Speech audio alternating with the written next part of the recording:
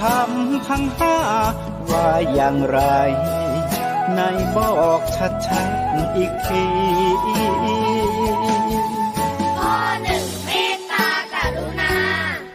ข้อสองสัมมาอาชีพข้อสามกามสังวรข้อสี่ต้องมีสัจจะข้อห้าสติสัมปชัญญะศีลห้าข้อทำห้าข้อทำใจทำได้สักข้อหรือยังมีศีลสุขล้ำมีธรรมสุขใจวอนพี่น้องไทยช่วยกันใส่ใจจริงจังยุคสมัยสื่อออนไลน์ทั้งโทรโจมตีใจเราทุกทางมีศีลมีธรรมเคียงข้างชีวิตพบทางสุขใจ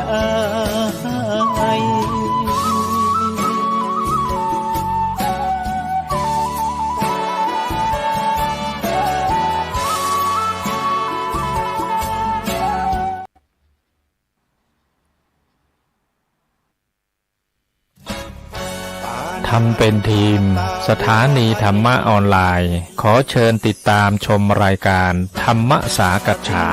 สนทนาธรรมตามการคุยทุกเรื่องทุกประเด็นเติมธรรมะให้หัวใจเติมอาหารใจ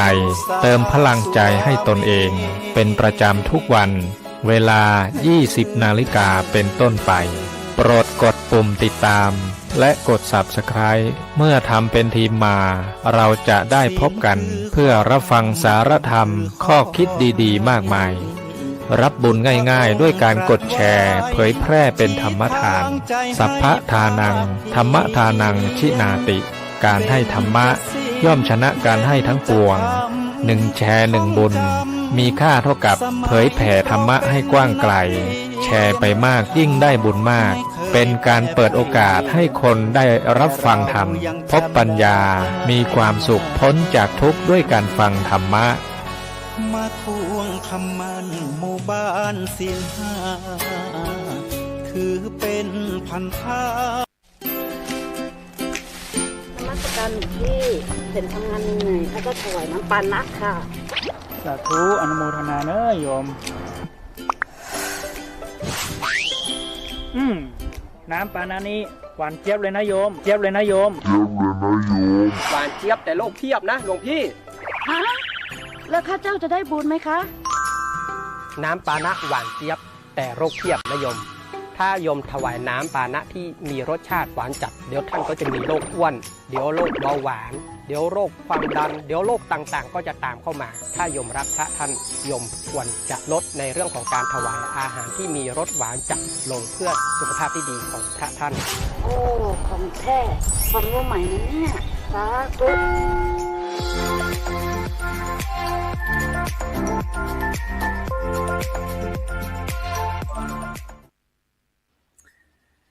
ศีลธรรมนำสุขทุกสมัยเราเป็นไทยเพราะมีธรรมประจำชาติหากไร้ศีลสิ้นธรรมต่ำอำนาจประเทศชาติจะอยู่ได้อย่างไรกันขอกล่าวคำว่าธรรมสวัสดีกับบรรดาท่านผู้ฟังแล้วก็ท่านผู้ชมทุกท่านที่กำลังติดตามช่องธรรมะเป็นทีวีออนไลน์กลุ่มพระสงฆ์อุบาสกอุบาสิการ่วมกันเผยแผ่ธรรมะออนไลน์ไลฟ์สดทาง Facebook ทาง YouTube สถานีวิทยุเครือข่ายคลื่นสีขาวชาวประชา8จังหวัดภาคเหนือ FM 104.50 เมกะเฮิรตซ์วัดฝายหินจังหวัดเชียงใหม่ FM 88.25 เมกะเฮิรตซ์วัดศรีปันเงินอำเภอสันป่าตองจังหวัดเชียงใหม่พร้อมทั้ง Facebook ท่านอาจารย์พระครูอภิวัฒนวิกรมวัดปากทางเจริญอำเภอดอยหล่อจังหวัดเชียงใหม่ Facebook วัดภาวนาพุ พุทธภาวนาเวสเตอร์โรดนะจากประเทศสวีเดน Facebook มหาวิทยาลัยมหาจุฬาลงกรณราชวิทยาลัยเขตเชียงใหม่ พร้อมทั้งภาคีเครือข่ายทุกช่องทาง ซึ่งในค่ำคืนนี้ก็เป็นคืนวันศุกร์ที่22เดือนพฤศจิกายนปีพุทธศักราช2567ก้าวกับผมอัตมาภาพพระครูโสพลปริยัติเลขานุการคณะกรรมการโครงการหมู่บ้านรักษาศีล5 หนเหนือผู้ช่วยเจ้าอาวาสวัดพระสิงห์วรมหาวิหารก็ได้นำรายการสังฆพัฒนาเพื่อประชาชนบทบาทพระสงฆ์ในยุค New Normal มาพบกับบรรดาท่านผู้ฟังท่านผู้ชมเป็นประจำทุกคืนวันศุกร์เวลาตั้งแต่20:00 นเป็นต้นไป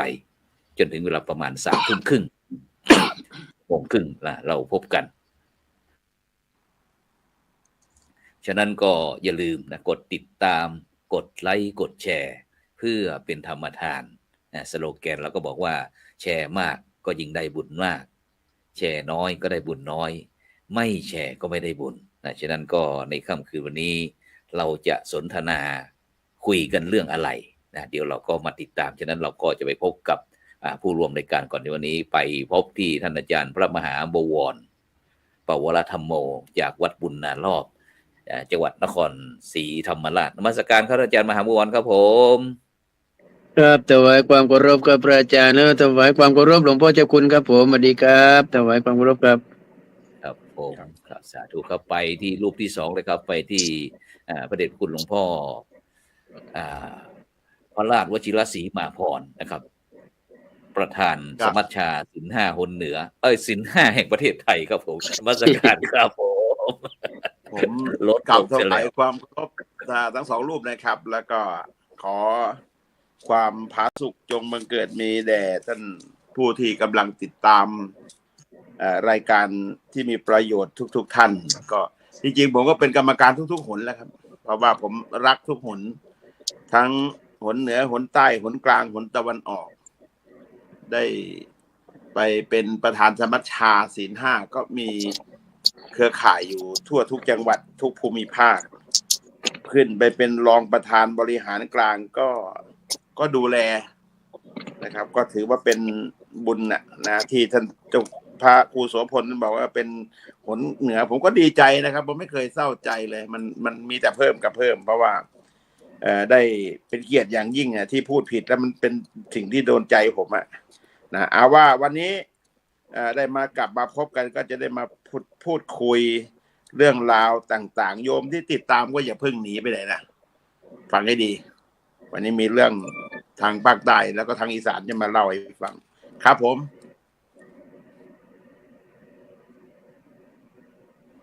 เจ้าคุณพลไม่ได้ยินเสียงเพราะว่าวันนี้เสียงหายครับอาจารย์เสียงหายได้ยินแล้วนะเสียงได้ยินแล้วโอเคครับผมเพราะว่าวันนี้เรามีทั้งภาคใต้นะครับท่านอาจารย์พระมหาบวรปวรธรรมโมนะครับจากบุญนารอบนะครับจังหวัดนครราชสีมานครศรีธรรมราชครับผมนครเหมือนกันวันนี้รู้สึกว่าปั๊มเผลอลงตาอ้วนวันนี้นะเพราะว่าเราเพิ่งเสร็จภารกิจวันนี้ครับอาจารย์ครับสดร้อนๆนะครับเพราะว่า17 18 19 20นะครับไปทำไมมาคณะสงฆ์คณะสงฆ์คณะสงฆ์เรามีการสอบครับอาจารย์ครับนักธรรมชั้นโทนักธรรมชั้นเอกครับผมแล้วก็สงฆ์มีการเรียนด้วยเหรอครับ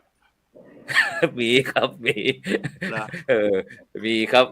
เพราะว่าเราจัดการสอบไปแล้วครับ4 วันครับอาจารย์ครับผมแล้วก็สดร้อนๆก็เพิ่งวันเนี้ยครับสดร้อนวันศุกร์ที่22นะครับพฤศจิกายนนี่ก็สอบธรรมศึกษาสนามหลวงนะครับไม่รู้ว่าที่ภาคใต้เป็นไงบ้างครับอาจารย์มหาบวรครับผมทั้ง2 งานเนี่ยครับก็การสอบนักธรรมก็สำเร็จเรียบร้อยไปด้วยดีนะครับเพราะว่าฝนยังไม่เข้าช่วงเท่าไหร่ในช่วงสอบนักธรรม17 18 19 20แต่มาถึงสอบธรรมศึกษานะครับฝนลงใหญ่เลยในจังหวัดนครศรีธรรมราชบางอำเภอก็ต้องงดการสอบไปโดยอัตโนมัติเพราะว่าทางโรงเรียนประกาศปิดนะครับเพราะว่าฝนตก ติดต่อกันหลายวัน แล้วก็ ครับ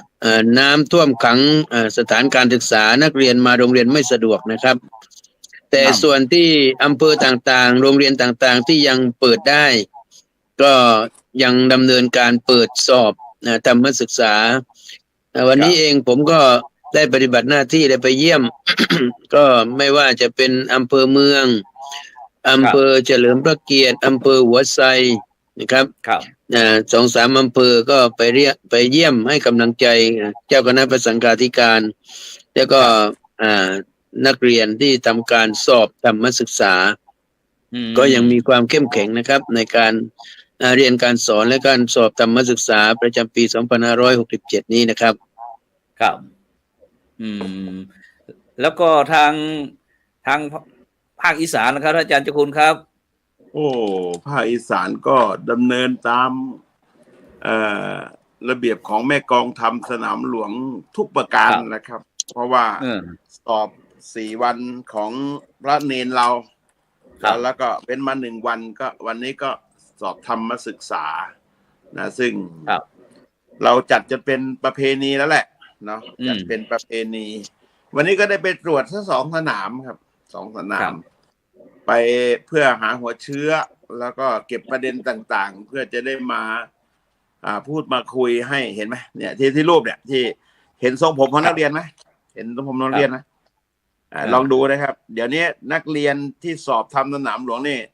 เขาจะไว้ผมยาวบ้างผมสั้นบ้างการแต่งเนื้อแต่งตัว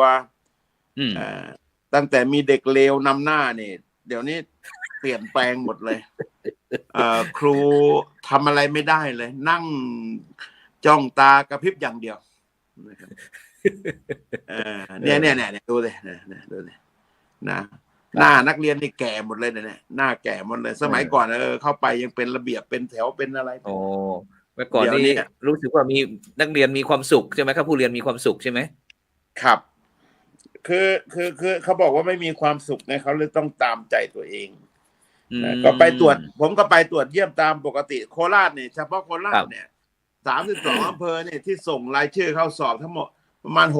63,000 กว่าชีวิตครับอันนี้เราเอาตัวกลมๆนะแต่ว่ารอดูผลก่อนตอนนี้กำลังประมวลผลเข้ามาว่า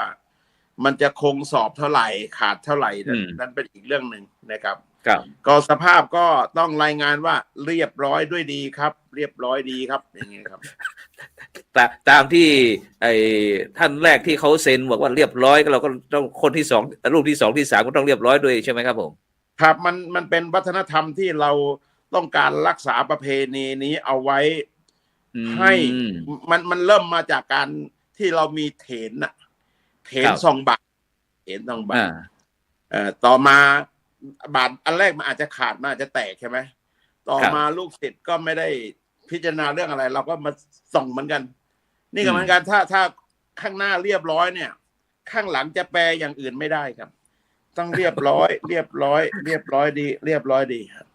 วัฒนธรรมซึ่งส่งเสริมการเรียนการศึกษาแม้มันจะไม่มีประสิทธิภาพเท่าไหร่มันก็ทำให้เกิดความรู้สึกว่าดีเรียบร้อยเป็นไปตามระเบียบบริสุทธิ์ยุติธรรมครับครับเหมาะสมทุกประการครับท่านวันนี้หลวงตาว่านจะมองแบบโลกสวยๆโอ้วันนี้ไม่หวานเจี๊ยบเลยวันนี้มาอยากจะมองให้โลกสวยๆเพื่อที่จะให้มันมีความสุขนะอย่าไปเก็บอะไรที่มันเป็นข้อระทมทุกข์อะไรไปปล่อยมันปล่อยบ้างอะไรนะเอาครับผมเรียบร้อยดีครับผมครับเหมาะสมครับหลวงตาเหมาะสมโอเคงั้น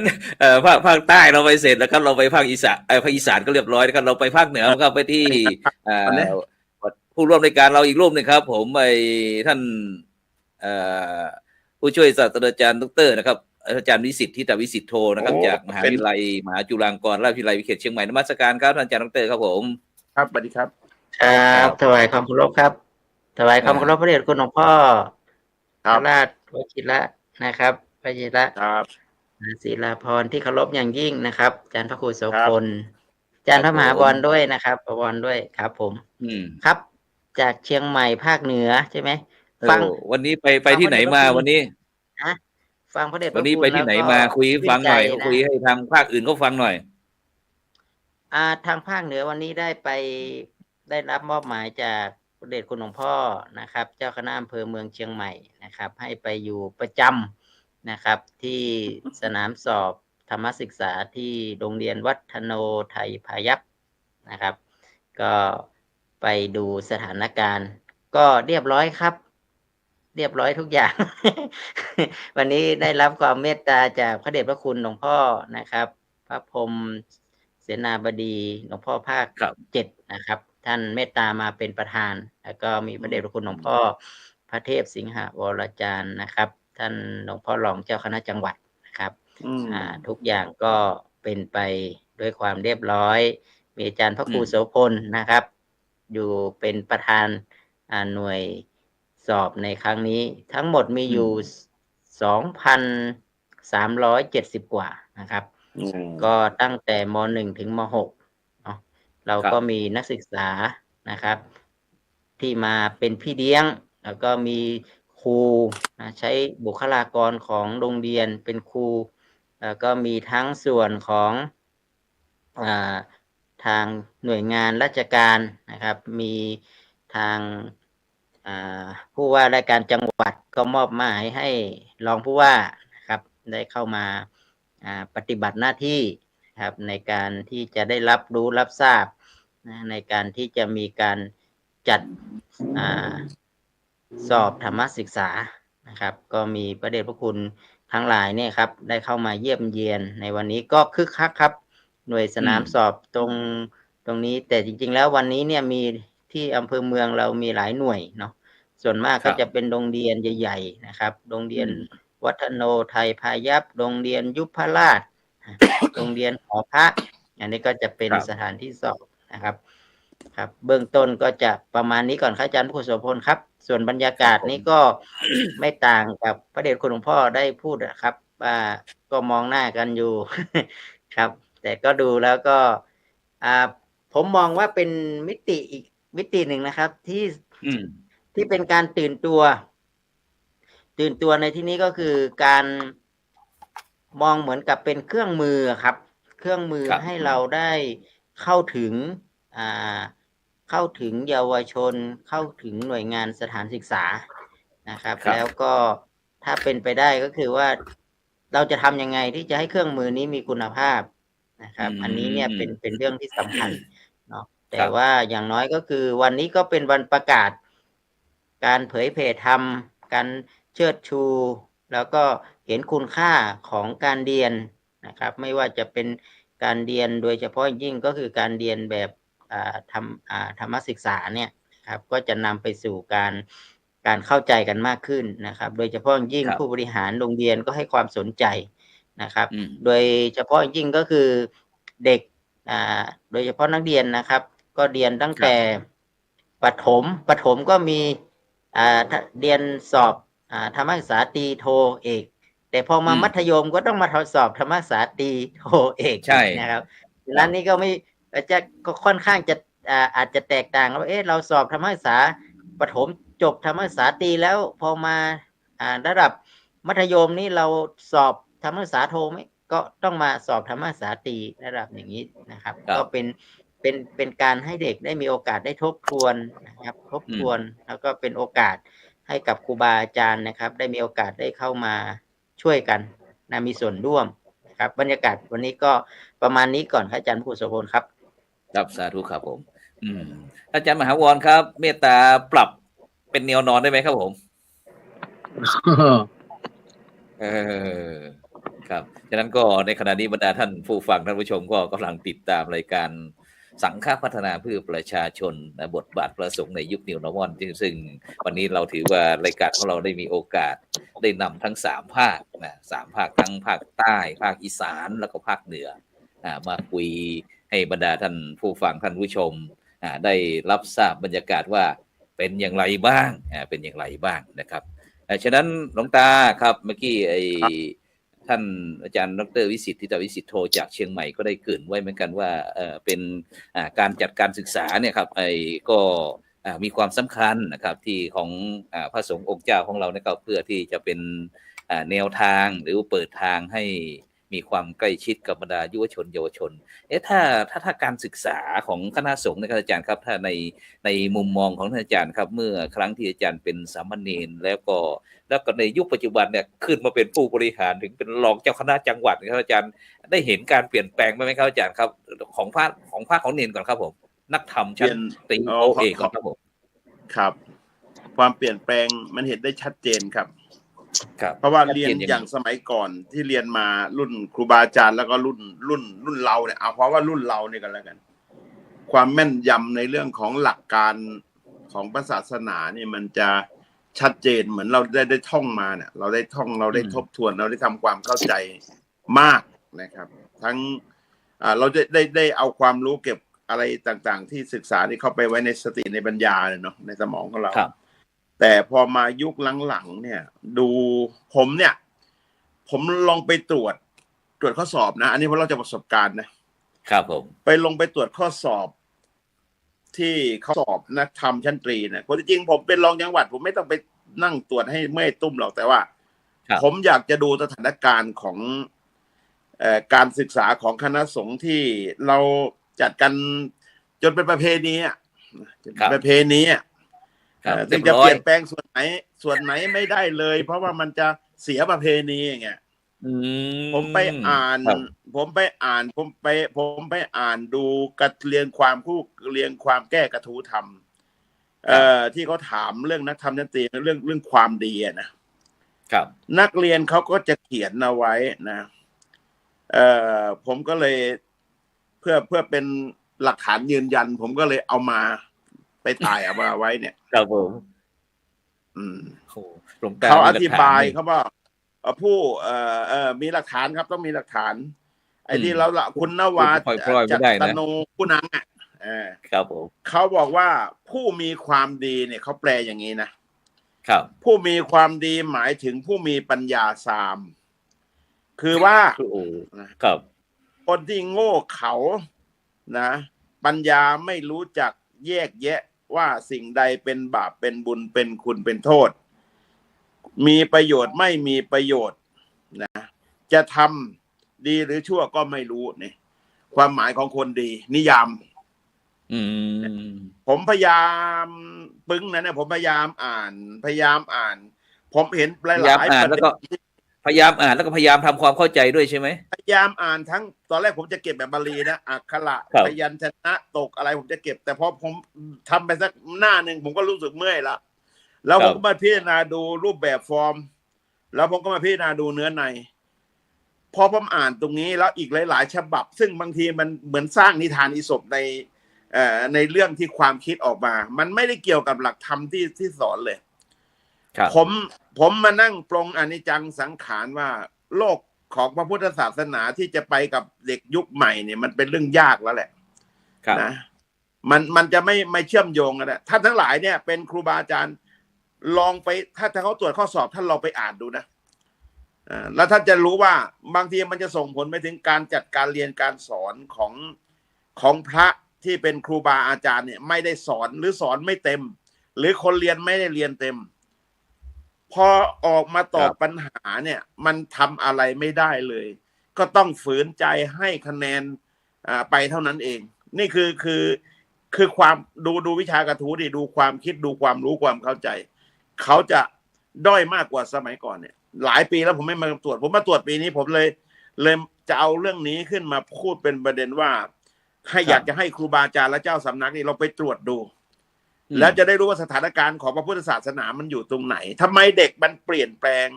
ทำไมเด็กมันไม่ยอมรับทำไมเด็กมันไม่มีปฏิกิริยาต่อสิ่งที่ดีคือพระพุทธศาสนาเลยนะนี่คือสิ่งแม้แต่อย่าว่าแต่เด็กเนรพระเราก็เหมือนกันนะมันไม่ได้เหมือนเดิมมันเปลี่ยนแปลงกันแบบมากๆเลยนะทั้งที่บางทีเรียนมา3 ปี4 ปีได้สูงเนี่ยเวลาจะเปลี่ยนเนี่ยแค่พลิกฝ่ามือก็ไปแล้วความเยื่อใยอะไรห่วงใยไม่ต้องคุยกันนะครับนี่คือสิ่งที่มันแปลเปลี่ยนแล้วการความประพฤติมันก็ไม่ได้มีอะไรเปลี่ยนแปลงนะครับมันก็ยังดิบๆอยู่อย่างนั้นแหละเนี่ยคือสิ่งที่ผมเห็นว่าบางทีเนี่ย ก้มหน้าก้มตารักษาประเพณีแล้วก็จัดกันนะแล้วอันตรายมากท่านผส.ดล.ทั้งหลายแหล่นี่นะครับผมต้องลงไปดูแล้วลงไปวิเคราะห์เรื่องนี้หน่อยจริงๆเนี่ยผมอยากจะให้มีคณะกรรมการอีกชุดหนึ่งที่ลงไปตรวจข้อสอบที่ตรวจแล้วเนี่ยด้วยซ้ำไปและจะได้เอาประเด็นต่างๆที่มันเห็นในตรงนั้นมาเป็นแนวทางในการแก้ไขนี่ตรวจแล้วโยนทิ้งตรวจแล้วโยนทิ้งไม่ได้เอามาวิเคราะห์ว่ามันมีปัญหากี่อย่างกี่ชนิดเลยทำให้เราเนี่ยไม่รู้จุดยืนของเราว่าตรงไหนเราก็ตะบี้ตะบันยันสอนไปแม้แต่ให้ไปสอบทำสนามหลวงนี่แหละเหมือนจะให้เสร็จเรียบร้อยดีนั่นแหละก็ได้แค่นั้นนะครับมันได้แค่นั้นเพราะว่ามันไม่ซึมลึกลงไปสู่จิตของผู้ที่เรียนท่านผส.บอกว่ามันเป็นมิติใหม่ที่ได้พบได้เจอกันอันนั้นก็ไม่ได้ว่านั่นก็ได้แค่นั้นแต่ความจริงๆเราอยากจะให้ได้เป็นส่วนในชีวิตเพราะว่าทุกวันนี้ท่านพระครูโสพลเห็นไหมว่าคนมันโตด้วยวิชาการหรือความรู้ที่มันเกินพอดีกว่าที่มันควรจะได้รับนะครับมันทำให้คนเสียคนทำให้เด็กของเรานี่มีความก้าวร้าวเข้าสังคมไหนทุกข์ใจหมดเลยอยู่กับบ้านทุกข์ใจพ่อแม่อยู่กับโรงเรียนทุกข์ใจครูอยู่วัดเจ้าวาดก็ทุกข์ใจครับไปเป็นผู้นำบริหารก็ปวดเนี่ยผลกรรมทางสังคมที่เราปล่อยปละละเลยเราไม่รู้ความจริงนะเราทำเป็นประเพณีที่อันศักดิ์สิทธิ์ของเราเนี่ยนะสุดท้ายเนี่ยมันจะส่งผลย้อนมาแล้วเราก็เห็นแล้วทุกวันเนี่ยคนเหล่านี้โตขึ้นไปอยู่ตรงไหนปวดใจหมดเห็นไหมที่ผมให้ดูทรงผมดูให้ดูด้วยการแต่งเนื้อแต่งตัวทุกอย่างเนี่ยครูเนี่ยต้องแทบจะกราบแล้วครับไม่มีสิทธิ์ที่จะไปทำอะไรได้เลยนะขนาดครูนะครับมีหน่วยกิจเป็นตัวบังคับว่าถ้าไม่ทำเนี่ยเด็กตกก็ไม่ได้นะต้องหาทางให้ผ่านอย่างเงี้ยนี่คือสิ่งที่มันเป็นเรื่องเป็นปัญหาแล้วมันก็จะไปกระทบต่อทุกๆส่วนที่คนเหล่านี้เข้าไปเกี่ยวข้องประเพณีอันดีของเรานี่แหละครับจากนั้นก็มีการเปลี่ยนแปลงอาจารย์มหาวรครับผมพาดพิงให้ท่านทั้งหลายแลนั่นแหละครับผมว่าไงอาจารย์มหาวรเห็นด้วยกับท่านอาจารย์เจ้าคุณพระราชวชิรศรีมาภรณ์ไหมการเปลี่ยนแปลงเห็นด้วยบ้างก็การเปลี่ยนแปลงก็ถือว่าสำคัญนะครับในยุคปัจจุบันนี่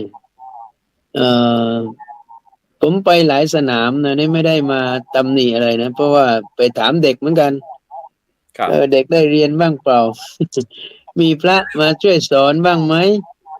แต่นู้นมีหรือเปล่าไม่รู้เพราะปกติแล้วเนี่ยอย่างน้อยว่าวิชาพระพุทธศาสนาหรือสังคมนี่ก็1 สัปดาห์ละ1 คาบใช่ไหมครับครับผมที่ครูบาอาจารย์ที่รับผิดชอบในสนามธรรมศึกษานั้นๆเนี่ยต้องรับผิดชอบในการสอนไม่ว่าจะกระทู้ธรรมะพุทธเบญจศีลเบญจธรรมนะครับสัปดาห์ละคาบนะแต่พอตอนยุคหลังมานี่มันก็มีบ้างที่สอนนี่ก็น่าอนุโมทนาชื่นชม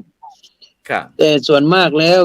จะไปพบกับถามว่าเพิ่งติวมาเนี่ยพอเปิดเทอมก็มาติวก่อนที่จะสอบเรื่องนี้จะเกิดขึ้นจริงหรือเปล่าอาจารย์ขอเดี๋ยวจะผ่านการเปิดการศึกษาภาคเรียนภาคที่ผ่านมาเนี่ยเปิดวันที่เท่าไหร่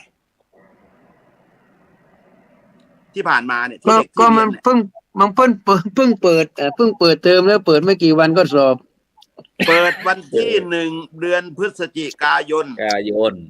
ครับสอบวันที่22ท่านบอกว่าสัปดาห์ละคาบแสดงไม่ได้3 คาบ7 3 21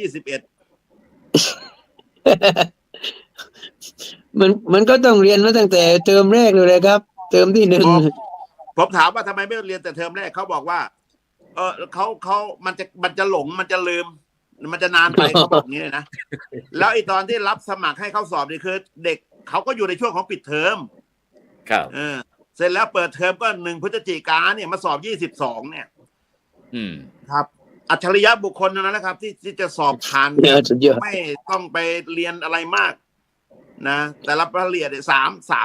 ครั้งเอาผมให้เต็ม100เลยนะ เต็มชั่วโมงนะ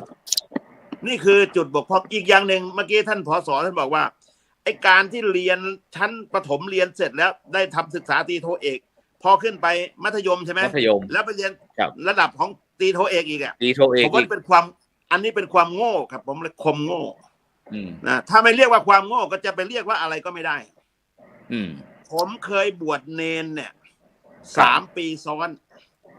ผมไปชวนไปอีกเนนไปบวชหน่อยไปบวชให้หลวงพ่อหน่อยผมไม่บวชแล้วครับทำไมล่ะบวชไปก็ทำอย่างเดิมครับสอนอย่างเดิมครับ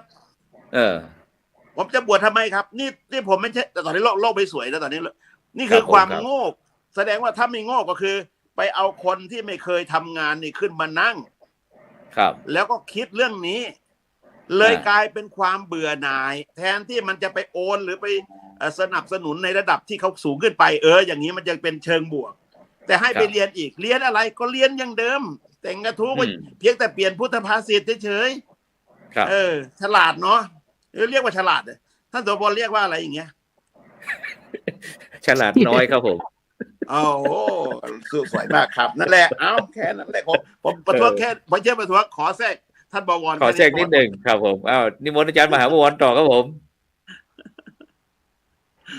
ครับอาจารย์แล้วก็อีกส่วนหนึ่งนี่ส่วนมากคณะพระอาจารย์ที่จัดการเรียนการสอนก็จะไปอยู่สนามสอบนักธรรมชั้นโทชั้นเอกนะเป็นคณะกรรมการบ้างเป็นกองเลขาบ้างนั้นเวลาที่จะไปอบรมนักเรียนก็น้อยลงเพราะว่าส่วนมากก็อยู่ที่สนามสอบอันนี้ก็ส่วนหนึ่งนะครับที่จะเป็นปัญหาแล้วก็พอสอบนักธรรมชั้นโทชั้นเอกเสร็จหยุด1 วันก็มาสอบธรรมศึกษาโอ้โหเนี่ยสุดยอดเลยครับ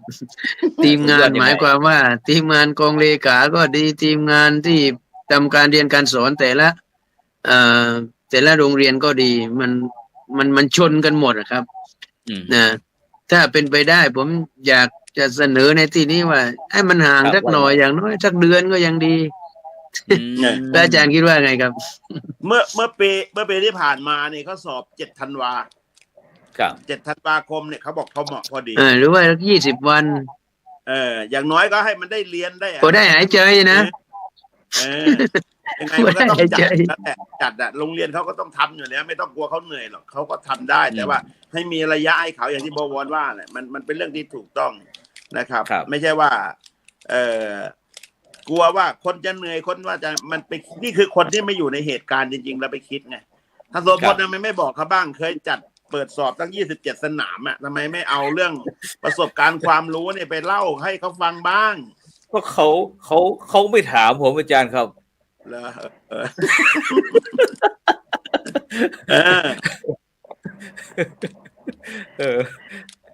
แต่ภาคเหนือมีปัญหาอะไรบ้างครับเช่นว่าสอบนักธรรมเสร็จแล้วก็ไปสอบธรรมศึกษาอย่างเงี้ยแล้วน่าจะมีปัญหาบ้างที่จะเกิดขึ้นครับเดี๋ยวโดยเฉพาะนะครับในปัจจุบันนี้โดยเฉพาะเรื่องการศึกษาสถานศึกษาต่างๆโดยเฉพาะธรรมศึกษานี้ปัจจุบันนี้คณะสงฆ์ไทยเราก็มอบหมายให้มหามกุฏราชวิทยาลัยแล้วก็มหาจุฬาลงกรณราชวิทยาลัยนะครับซึ่งก็จะเขาบอกว่าไปบูรณาการจัดการเรียนการสอนการอบรมอะไรต่างๆนะครับจะเป็นอย่างไรเดี๋ยวเราไปฟังผู้ช่วยศาสตราจารย์ดร.วิสิทธิ์ธิตวิสิทธิ์โทนี่นะครับว่ามจร.วิทยาเขตเชียงใหม่ในฐานะที่เป็นผู้อำนวยการด้านสนับสนุนวิชาการเนี่ยมีบูรณาการจัดการโดยเฉพาะเรื่องพระสอนศีลธรรมเนี่ยอาจารย์ที่ว่าเขาบอกว่าลูกนี้จะมาตอบโจทย์เนี่ยอาจารย์มีวิธีการอย่างไรครับผมจริงแล้วอยากจะต่อจากพระเดชพระคุณหลวงพ่อนะได้ครับได้ครับต่อเลยก็ได้ครับมองเห็นภาพมิติที่หลวงพ่อพูดชัดเจนนะครับก็คือ1 รูปแบบนี่เหมือนกับว่ามันเป็นรูปแบบเดิมๆที่ผ่านมาแม้ว่าเราจะเปลี่ยนแปลงไงก็ต้องใช้รูปแบบเดิมด้วยความมีกรอบแบบนี้เนี่ยมันจึงทำให้การที่จะพัฒนาในกระบวนการสอบเนี่ยนะครับมันเหมือนกับเราพูดแค่เรื่องของวัดความรู้เนี่ยนะครับมันก็ยังไปไม่ถึงไหนถ้าเราพูดถึงเนาะกระบวนการวัดความรู้ย้ำคิดย้ำทำก็คือหมายถึงว่าแม้กระทั่งว่าเรามีแนวทางหนึ่งที่บอกว่าเด็กจะต้องให้เขาได้เรียนนะปกติเนี่ยถ้าเราเรียนแล้วหลักสูตรเนี่ยมันต้องใช้ระยะเวลาที่ ที่พอสมควรนะครับ ก็คือการท่องเนาะการท่อง แต่ทำยังไงมันจะเป็นวิถีครับ อันนี้น่าสนใจก็คือจะทำยังไงให้เป็นวิถีเด็กแต่ก่อนนี้เรามีศูนย์ศึกษาพระพุทธศาสนาทิศนะครับครับ ศูนย์ศึกษาพระพุทธศาสนาทิศเนี่ยก็เป็นกระบวนการอันหนึ่งซึ่งผมครับว่าเป็นผมมองถึงว่าเป็นวิถีแล้วกันนะครับวิถีชีวิตมันไม่ใช่ได้เพียงแค่ไม่ได้เพียงแค่ธรรมศึกษาเนาะครับผมว่าสิ่งที่สำคัญคือมันได้ครอบครัวของชาวพุทธแบบวิถีพุทธครับพ่อแม่วันปกติอาทิตย์หนึ่งเนี่ยเราไม่มีโอกาสได้ไปพาลูกไปวันพระไปทำบุญอยู่วัดแต่ทีนี้เราก็เอาครอบครัวไปวันอาทิตย์เป็นวันพักผ่อนไปอยู่ในวัดไปทำกิจกรรมนู่นนี่นั่นหรือแม้กระทั่งสุดท้ายเนี่ยคือเราก็เอาไปสอบธรรมศึกษาเนาะอันนี้ท่านอาจารย์พระครูสุพลอาจจะเข้าใจเรื่องกระบวนการในการหล่อหลอมหรือตัวโปรเซสที่พี่เห็นชัดเนี่ยผมคิดว่าตัวนี้สำคัญแต่ตอนนี้มันไม่มีแล้วครับพระเดชคุณครับมันหายไปครับโรงเรียนพุทธศาสนาทิศหรือศูนย์ศึกษาพระพุทธศาสนาทิศเนี่ยมันหายไปเพราะเด็กไปอยู่ในโรงเรียนหมดแล้วสุดท้ายเราก็ยกศูนย์การศึกษาพุทธศาสนาทิศเอาไปไว้ในโรงเรียนเสียแล้วนะครับมันก็เลยทำให้ตัววิถีตรงนี้กระบวนการตรงนี้มันหายไปเหมือนกับท่านวรว่าเอาแล้วพอไปโรงเรียนปุ๊บโรงเรียนก็ต้องมีหลักสูตรเวลาเรียนเขาขนาดนี้อันนี้คำนวณนี้แล้วจะเอาวิชาศีลธรรมหรือวิชาธรรมศึกษาเนี่ยไปใส่ตรงไหนยังไงฉะนั้นเหมือนกับว่าพอเราใกล้สอบปุ๊บเนี่ยเราจึงมีการติวกันสอบแค่วัน2 วันเนี่ยแล้วก็ไปสอบอันนี้จะเกิดกระทภาพที่มันเกิดขึ้นนะครับฉะนั้นเหมือนกับว่าบางครั้งเนี่ยคือสิ่งที่สำคัญหรือกระบวนการที่สำคัญเนี่ยเราถูกตัดไปเด็กก็ไม่ค่อยจะได้มีโอกาสได้เรียนอย่างแท้จริงนะครับแล้วแต่ก่อนนี้ถ้าเรามีเนี่ยไอตัวนี้หายไปตัวที่1ละตัวที่2ก็คือว่าไอองค์ความรู้ที่จะถ่ายทอดเนี่ยก็คือตัวของผู้ให้เนี่ยผู้ถ่ายทอดเนี่ยเห็นด้วยกับพระเดชคุณหลวงพ่อครับว่าองค์ความรู้ไปไม่ถึงที่จะสามารถจะไปถ่ายทอดหนึ่งองค์ความรู้แล้วอันที่2เนี่ยเรายังมองถึงเทคนิคที่จะสื่อสารกับเด็กอีกนะครับบางทีนี่คือจะสื่อสารธรรมะสื่อสารอะไรให้กับเด็กมันก็ไปไม่มันก็ยังมีข้อที่จะต้องเป็นสิ่งที่จะต้องพัฒนานะครับฉะนั้นเนี่ยไม่ว่าผู้ที่จะเผยแผ่เองนะครับทั้งพื้นที่มันก็มีข้อจำกัดนะครับแล้วยิ่งไปโรงเรียนปุ๊บเนี่ยมันก็มีความหลากหลายวันนี้ที่ผมเห็นนะครับก็คือหมายถึงว่านักเรียนมีการนับถือศาสนาต่างๆมากมายนะครับแล้วก็บางทีเราไปจัดสอบผู้ปกครองก็ไม่ให้เด็กไปสอบธรรมะศึกษาด้วยอันนี้ก็เป็นอีกอันหนึ่งเป็นมิติที่ว่าทำไมเราต้องสอบด้วยเหรอต้องมีความสำคัญใช่ไหมไม่สอบไม่ได้เลยเนี่ยครูก็ไม่สามารถที่จะไปบังคับหรืออะไรต่างๆนี่ครับมันเหมือนกับว่าไม่เหมือนกับอันเดิมที่เด็กมาเรียนพุทธศาสนาทิศด้วยความเต็มใจถึงเวลาสอบเนี่ยมันจึงมีคุณภาพมันจึงออกมาแล้วก็นำให้เราเห็นว่าเด็กแต่ก่อนที่เกิดจากวัดหรือเด็กวัดเนี่ยได้เรียนจริงๆเขาเรียนด้วยความศรัทธาเต็มร้อยจริงๆแต่เด็กทุกวันนี้เนี่ยเขาเหมือนกับเขาไม่ได้เต็มที่กับการที่จะเข้าใจหรือเขายังไม่มีความพร้อมครับในการเรียนอันนี้ผมคิดว่าอาจจะทบทวนนะครับทบทวนกันพอสมควรกับการที่เราจะจัดในการที่จะให้ว่าสุดท้ายเนี่ยนะครับเราก็ได้แต่ปริมาณนะครับแต่คุณภาพหรือสิ่งที่จะตามมาเนี่ยมันก็ไม่ได้เกิดนะครับไม่ได้เกิดตามที่เราต้องการอันนี้ก็เป็นอีกอันหนึ่งที่ผมอยากสะท้อนในมุมมองนะครับที่แลกเปลี่ยนกันนะครับทีนี้มันจึงนำมาสู่ที่อาจารย์พระครูโสพลถามว่ามหาวิทยาลัยเนี่ยทำอะไรอยู่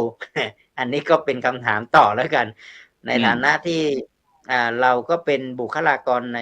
มหาวิทยาลัยสงฆ์เนี่ยมหาวิทยาลัยสงฆ์บทบาทเราสำคัญที่สุดก็คือมีพันธกิจเนาะก็คือผลิตบัณฑิตนะครับผลิตบัณฑิตแล้วเนี่ยนะครับก็บริการวิชาการนะวิจัยทำนุบำรุงอันนี้คือเป็นพันธกิจของมหาวิทยาลัย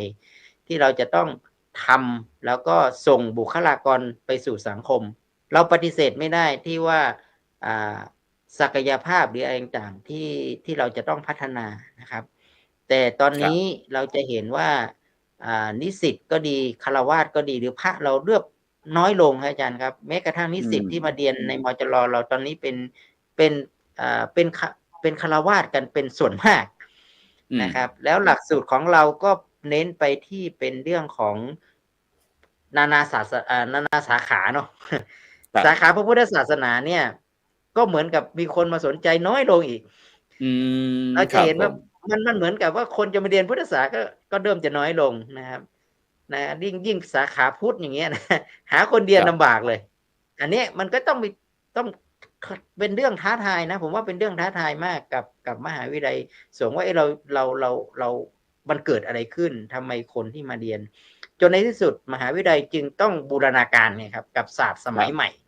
ฉะนั้นจึงเป็นที่มาของการบูรณาการกับศาสตร์สมัยใหม่โดยเฉพาะสาขาอย่างอื่นนะครับอย่างน้อยก็มีพื้นฐานของพระพุทธศาสนาอันนี้ผมก็มองว่าบางทีเนี่ยเวลาเราพูดถึงเรื่องของการบูรณาการดูแล้วมันสวยหรูจริงๆนะครับแต่พอมันปฏิบัติจริงๆเนี่ยมันไม่เหมือนกับเอาไปใช้ในชีวิตประจำวันได้นะครับดังนั้นนี่เรื่องของการจัดการเรียนการสอนไม่ว่าเราจะมีทั้งเครื่องไม้เครื่องมือตอนนี้ที่เรากำลังดูอยู่ก็คือเรื่องของการพัฒนาศักยภาพของมีโครงการเรื่องของพระสอนศีลธรรมในโรงเรียนเนี่ยนะครับนี่ก็เป็นหนึ่งนะเป็นเครื่องมือที่สำคัญของคณะสงฆ์นะครับแล้วก็มีมหาวิทยาลัยเป็นผู้ดูแลนะครับเพื่อที่จะบริการวิชาการก็ส่งพระเข้าไปอยู่กับในโรงเรียนนะครับแล้วก็ไปสอนศีลธรรมแล้วก็ไปดูแลเรื่องของธรรมศึกษาด้วยอันนี้ก็นำไปสู่การอย่างน้อยๆก็คือว่าเด็กไม่ได้เข้าวัดก็เอาพระลงไปในโรงเรียนแล้วกันนะครับก็อย่างน้อยให้เด็กได้รู้จักพระในครับระบบอินเทอร์เน็ตอาจจะหายไปนิดหนึ่งครับหลวงตาตอนนี้โอเคครับตอนนี้ของอาจารย์ดร.วิสิทธิ์ก็คงจะระบบอินเทอร์เน็ตก็จะหลุดหายไปครับหลวงตาจะต่อยังไงดีครับหลวงตาได้ยินทางมหาวิทยาลัยได้พูดเมื่อกี้ก็ผมมองเรื่องพระสอนศีลธรรมมานานแล้วนะว่าเจตนาของการที่เรามีพระสอนศีลธรรมเนี่ยก็เป็นเจตนาที่บอกชัดอยู่ในชื่อนะมาแล้วใช่ไหมนะ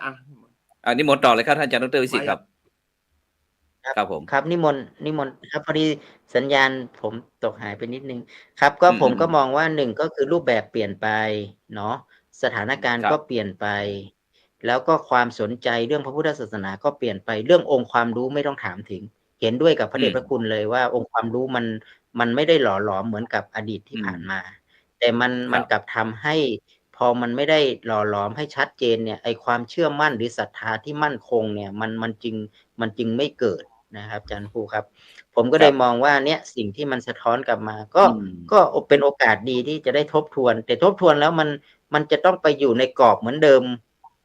นะครับเหมือนเดิมที่เราทำผมเห็นท่านอาจารย์ดร.วิสิทธิ์ครับที่อาจารย์รับผิดชอบเกี่ยวกับเรื่องพระสอนศีลธรรมอาจารย์มีอะไรครับที่ตอนนี้เห็นว่ามีงานเข้าเราพยายามที่จะมีการพัฒนายกระดับพระสอนศีลธรรมยังไงครับที่อาจารย์รับผิดชอบอยู่เนี่ยครับทีนี้ประเด็นที่พอมันมีปัญหาแบบนี้เนี่ยเราก็พยายามที่จะหาการบูรณาการโดยอย่างยิ่งก็คือทำยังไงที่จะพัฒนาครูที่อยู่ในโรงเรียนพร้อมกับครูพระสอนศีลธรรมเนี่ยนะครับให้ได้ให้ไปด้วยกันเราไม่ได้พัฒนาแค่พระอย่างเดียวแล้วแต่เราไม่ไหวแล้วงานเดียวไม่ไหวใช่ไหมไม่ไหวแล้วเพราะว่าจากที่ผ่านมาในหนึ่งคือบุคลากรของเราเนี่ยนะครับที่เป็นพระเนี่ยอายุก็มากเนาะแล้วก็พระที่บวชน้อยลงเนี่ยจำเป็นอย่างยิ่งที่เราจะต้องใช้คู่ขนานกับครูที่สอนในโรงเรียนฉะนั้นเนี่ยจึงจับคู่กันครับอาจารย์พระครูโสพลครับก็ผ่านรูปแบบของโครงงานคุณธรรมจากนั้นก็คือเราก็พัฒนาทั้งพระทั้งครูเนี่ยเอามารวมกันนะครับภายใต้เขาเรียกว่าหลักสูตรประกาศนียบัตรครับผมครับ ประกาศนียบัตรพระสอนธรรมแล้วก็เปิดโอกาสให้ครูได้กับพระก็มีโอกาสคือมีพื้นที่ให้มีการคุยกันเสวนากันแลกเปลี่ยนเทคนิคกระบวนการนะครับทำอย่างนี้จนในที่สุดเนี่ยมันก็นำไปสู่การดูเรื่องของเด็กนักเรียนที่ไปสอบธรรมศาสตร์ตอนนี้เราก็ต้องใช้โรงเรียนเป็นสถานที่สอบนะครับบางทีก็เอาโรงเรียนมาอยู่ในวัดเพราะว่าวัดกับโรงเรียนใกล้กันก็เอาวัดเป็นสถานที่สอบจึงเกิดสนามสอบในลักษณะของความร่วมมือกันนะอาจารย์พระคุณเห็นว่ามีการไปเชื่อมต่อกับเขตพื้นที่การศึกษาด้วยหรือครับอาจารย์ก็จริงๆแล้วเนี่ยเราก็ไปทำความร่วมมือครับก็คือเราจะทำความร่วมมือกับเขตพื้นที่การศึกษาในฐานะที่เขตพื้นที่การศึกษานี่ก็เป็นดูในภาพรวมทุกโรงเรียนภาพรวมของนักเรียนเขตพื้นที่การศึกษานี่ก็สำคัญเขาก็จะมีทั้งศึกษานิเทศนะครับเขาก็จะมีทั้งส่วนที่เป็นนักวิชาการที่ต้องไปประเมินหรืออะไรต่างนะครับเขาก็จะมีเกณฑ์อีกอันหนึ่งก็คือผมมองว่าเป็นนโยบายเป็นภารกิจที่เขาจะต้องทำร่วมกันเนี่ยนะครับเราก็ไปทำความร่วมมือ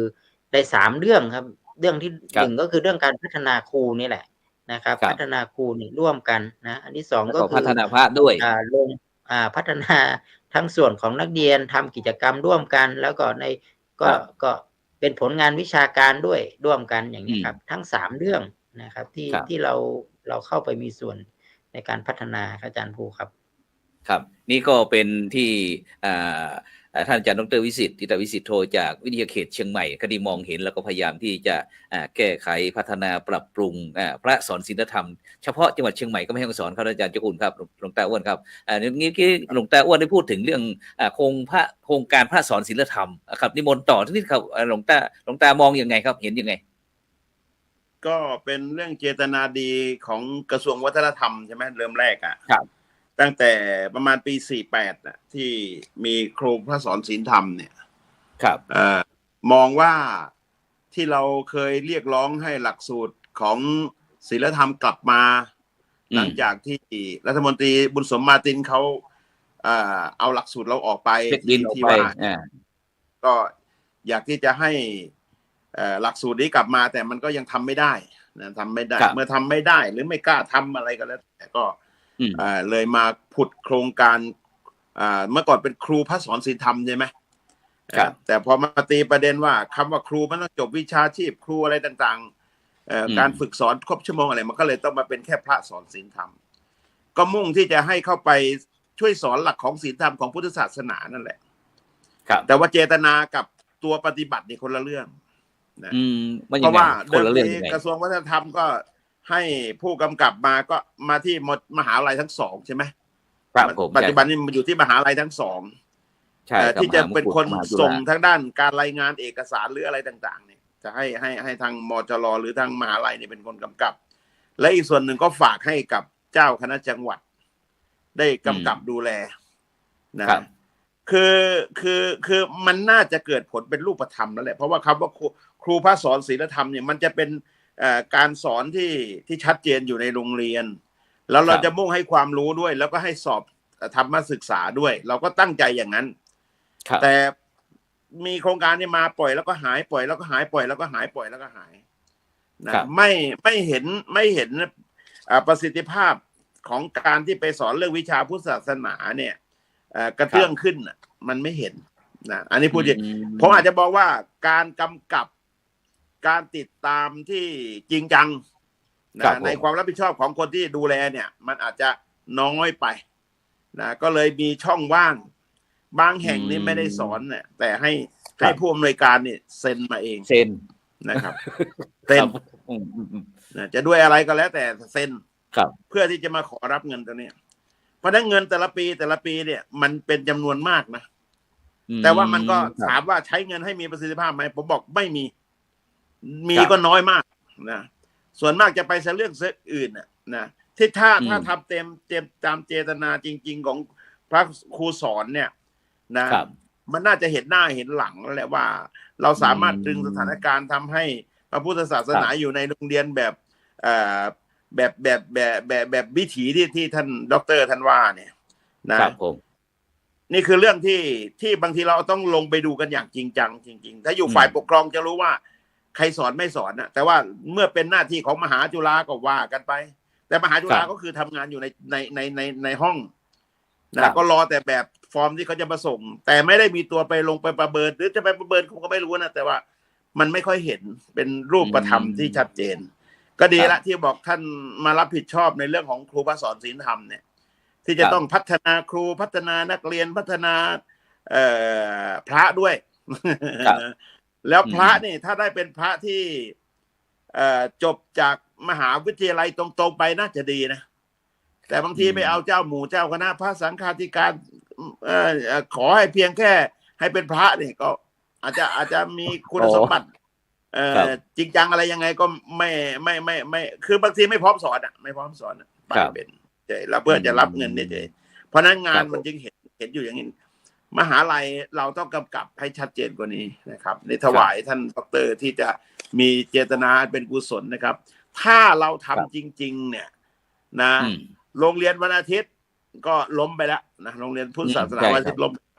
ทั้งที่จริงเจตนาที่เป็นเรื่องดีมากที่จะทำให้พุทธศาสนาเข้มแข็งด้วยแล้วเราก็มีทายาทด้วยแต่เรารักษาไม่ได้นะเรารักษาไม่ได้ด้วยอะไรก็แล้วแต่นะความรับผิดชอบแหละเป็นต้องมาเป็นเรื่องหนึ่งแล้วเราก็มาสู่ครูสอนพระพระสอนศีลธรรมในโรงเรียนเนี่ยถ้านี้รักษาไม่ได้เนี่ยหรือไม่พัฒนาขึ้นมาให้มันเป็นรูปธรรมให้มันเห็นว่านี่คือบทบาทของพระครูสอนพระสอนศีลธรรมในโรงเรียนที่ชัดเจนแล้วก็มีเป็นส่วนมากเนี่ยนะสถานภาพของพระพุทธศาสนาก็คงต้องมาปรับปรุงเปลี่ยนแปลงกันใหม่แล้วแหละนะเพราะว่าไปอยู่ประจำพื้นที่มีวิชาให้สอนแล้วไม่สามารถที่จะมีเทคนิควิธีการต่างๆต้องเรียกมาอบรมต้องมาเทรนกันใหม่แล้วนะครับเนี่ยผมมองในลักษณะอย่างนี้แต่ว่าก็ยังมีความหวังอยู่เพราะว่าหลายองค์นะที่ผมดูว่าเขาก็มีองค์ที่เก่งๆที่เขารับผิดชอบเขาก็มีแต่ส่วนมากนะส่วนมากก็ว่ากันไปตามสภาพแหละแต่ว่าองค์เก่งๆก็ยังมีก็ชื่นชมนะแล้วก็หวังว่าเงินที่เป็นงบประมาณแต่ละปีที่มาเป็นนิตยพัฒน์ของพระสอนศีลธรรมเนี่ยก็ควรจะมีประสิทธิภาพโดยจะไปพัฒนาให้เด็กนักเรียนแล้วผลก็ตามมาก็คือมาสอบทำสนามธรรมศึกษาอาจจะ20 คน30 คนที่มันเป็นความรู้จริงๆอย่างนี้นะผมก็หวังอย่างนั้นนะครับผมครับผมครับสาธุครับไปอาจารย์มหาบวรครับที่ภาคใต้ของเรามีพระสอนศีลธรรมไหมครับก็ที่พูดกันถึงเรื่องครูพระสอนศีลธรรมในโรงเรียนนี่ก็ถือว่าเป็นส่วนหนึ่งในการขับเคลื่อนให้มีการเรียนการสอนในสถานการศึกษาแต่ก็อยากจะกลับมาถามโจทย์ว่าที่ทางมหาวิทยาลัยทั้ง2 แห่งเนี่ยได้อนุมัติให้พระคุณเจ้ารูปนั้นไปสอนที่นั่นน่ะเราได้ประเมินได้ติดตามผลฟีดแบ็กกลับมาบ้างหรือเปล่าว่าไปสอนจริงไหม เนี่ยตัวนี้สำคัญครับเนี่ยต้องถามครูบาอาจารย์ว่ามีใครไปติดตามผลไหมว่าเนี่ยพระขอที่เป็นครูพระสอนศีลธรรมในโรงเรียนเนี่ยมาไปสอนจริงไหมไปถามครูไปถามอาจารย์ในสถานการศึกษานั้นๆส่วนนี้เป็นส่วนสำคัญครับเพราะว่าถ้าเป็นครูพระตามโควต้าแต่ว่าไม่ได้ปฏิบัติหน้าที่รูปอื่นที่ตั้งใจจะเข้าไปก็เข้าไม่ได้เพราะมันเต็มจำนวนมันก็จะทำให้สูญเสียบุคลากรที่มีความต้องการที่จะไปขับเคลื่อนนะครับ แม้บางที่บางแห่งก็ต้องการที่จะให้มีครูพระไปสอนนะแต่บางทีเราก็หาไม่ได้นะแม้ว่าก็บอกว่าจะมีเยอะแยะในจังหวัดนั้นๆนะครับนะอันนี้เรื่องนี้ก็ต้องเป็นการบ้านใหญ่ระดับประเทศนะครับไม่ใช่ระดับจังหวัดนะครับว่าเราพยายามที่จะเลือกเฟ้นว่าครูบาอาจารย์นั้นจะเป็นครูพระในสถานการศึกษาแล้วก็ครูพระที่ได้รับการอนุมัติเนี่ยท่านได้ปฏิบัติหน้าที่เป็นอย่างไรนะอันนี้ต้องช่วยกันเพื่อที่จะทำให้มีประสิทธิภาพนะแม้ว่านิตยพัฒน์ก็ถือว่าเป็นค่าพาหนะนะครับไม่ใช่เป็นเงินเดือนอะไรค่าจ้างนะครับครับผม เป็น ก็สอง กำลังใจ 2,500 นะในการเผยแผ่พระพุทธศาสนา ครับ นะครับนะเพราะปัจจุบันนี้เราจะเห็นได้ว่าการบรรจุจสป.แผนกนักธรรมแผนกบาลีก็เข้มขึ้นมานะครับครูพระนักธรรมครูบาลีครูนักธรรมเนี่ยนะครับนี่ต่อไปถ้าว่าครูพระสอนศีลธรรมในโรงเรียนเข้มได้มันก็จะทำให้ครูเองผู้อำนวยการเองหรือว่านักเรียนเองนี่ก็อยากจะเรียนเพราะว่าครูบาอาจารย์เต็มที่แล้วก็ไม่ใช่เรียนมากนะครับสัปดาห์ละคาบก็ให้สัปดาห์ละคาบเองนะครับสัปดาห์ละวันสัปดาห์ละวันนะแต่ว่าก็อยู่ที่การบริหารจัดการเพราะบางทีโรงเรียนเขาก็ไม่ให้คาบมากครับไม่ให้ชั่วโมงมาก